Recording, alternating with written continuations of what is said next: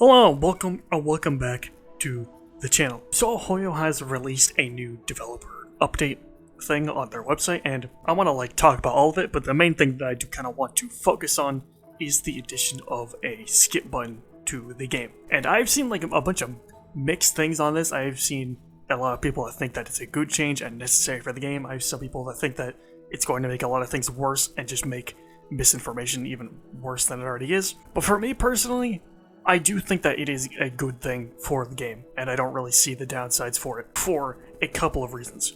One, it makes it so that people who just don't play the game for the story not have to just sit through it and just mash left click the whole time, because some people just either just don't like the story or just don't play the game for the story, and that's perfectly fine, because there are many reasons to just not want to play through the story, or just to skip it. Like maybe they just don't have time because of work or school or something. Maybe they just don't care about it, which is fine. And the rebuttal that a lot of people would have to this is that it'll make a lot more people spread misinformation about the story, since they're giving takes on it without actually having to pay attention to what happened in it. But people already do that anyway, even without the skip button, so having one isn't going to change that. It's just that, now they can just press a button instead of having to mash left click the whole time. And it's not like the people who enjoy the story need to use it. It's always good to have more options, and it even gives you a summary of the part that you are skipping, so there's no reason not to have it. The people who are going to do those sort of things are going to do it regardless if there's a skip button or not, so we should just have it in the game anyway. And it even shows you the information of what part you are skipping, so if you just don't like a certain part, you can still kind of get the information from it anyway. It's probably still not going to be as good as just listening to the story. Kind of a side note, but I do think it's kind of funny that in the images that they show for this, they had to blur part of the text, probably because it's a spoiler, because I'm assuming this is from the 3.4 story, but I just thought that was kind of funny. I was like, why didn't you just use any other part of the story? I don't know. Anyway, I do think another reason why a skip button is good is for second accounts.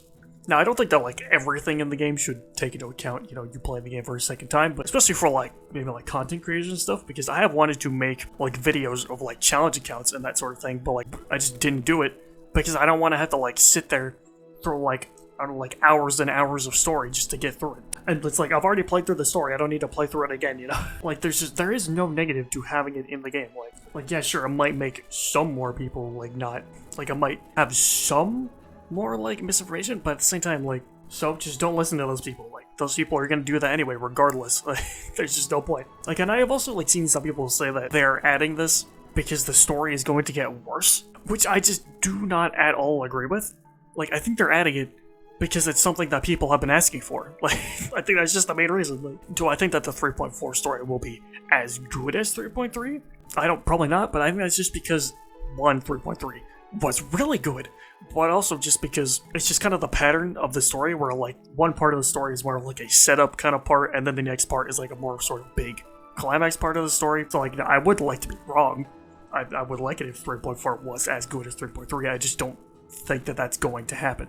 But I don't think it's some sort of weird conspiracy where they felt it was so bad that they needed to add a skip button so that people could actually get through it, because I feel if the devs actually felt it was that bad, they would just delay the story. Say that they wouldn't do that, but I do think that they would either just delay it or they just wouldn't add a skip button. I don't think that they would add a skip button just for that, One thing that I do find kind of weird about the whole skip thing is that in the devlog it says that you can't skip cutscenes, which I don't really get why. You're able to skip everything else but that. The only thing I can maybe think of is that there's some sort of bug for skipping cutscenes, but even then I'm pretty sure you can skip them when you go into them a second time. For bosses and stuff. Why? I don't really get it. I don't know why you wouldn't be able to do that. But besides just the skip button, the devs did talk about some other stuff in the vlog, which I also do want to talk about as well. The first of this being the buffs, because they did show the buffs for Silverwolf, which is that her ultimate is now AoE. Her implant from her skill now prioritizes the element of the first ally in the party, and at the start of battle and the turn, she regenerates energy. Now, I do think that these are good changes. I just think that I need to fully see how they're going to work fully in the game, because I do have some questions about them.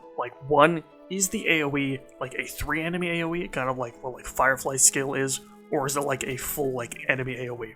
Because I do think that is very important, because if it's a full enemy AoE, then she might end up just being like a strictly better version of Pilla, which I don't really know how to feel about that. And then I'm also assuming that she regenerates energy at the start of her own turn, but it just says at the start of the turn, so it's a bit confusing, but I'm assuming it's just her own turn, because if she could regenerate energy at every character's turn, that would be kind of broken. I do think that the main idea is to push her more towards, like, focusing on her ultimate, which was probably her best ability anyway. Now, I don't know if that's gonna be enough for her to be, like, really good, but we'll just have to wait and see, since, like, we don't know what any of the other buffs are either.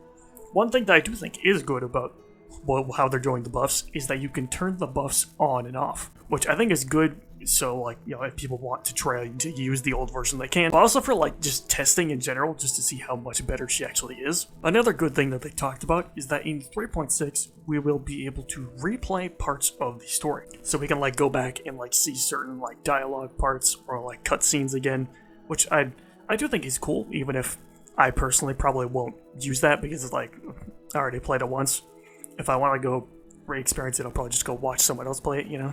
Now, the only thing you can't do is, like, replay, like, combat parts or, like, the exploration parts, which I do get since, like, most of the story bosses, you can, like, already fight them again anyway in most of the content. And the exploration you can just do anytime anyway, unless it's, like, a specific, like, special area. But at the same time, I understand why they wouldn't want to do that, you know? Now, it is pretty far away, being in, like, 3.6, so that's, like, 2 patches away, but they probably want to have, like, all the skip stuff ready before, like, doing that, since right now in once 3.4 is out, you will only be able to skip Eurillo, the space station, and Amphorius.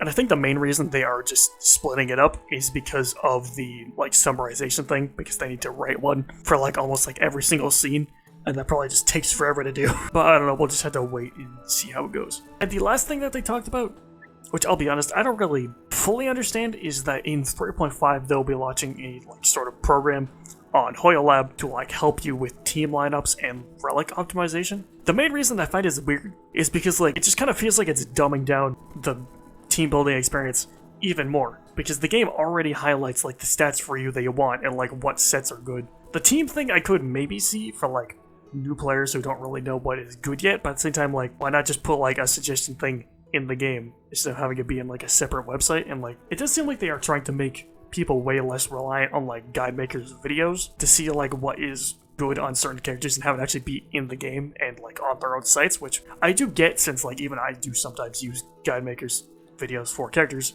but I do think it kind of takes away from being able to actually do it yourself. And I do think team building is one of the most fun parts of the game, which is why I'm not really a huge fan of this, but I think we'll just have to actually wait and see how it works, because they didn't really, like, show anything of it, they just talked about it. But I don't know, what do you guys think? Let me know in the comments below. Like, subscribe, and I will see you in the next one.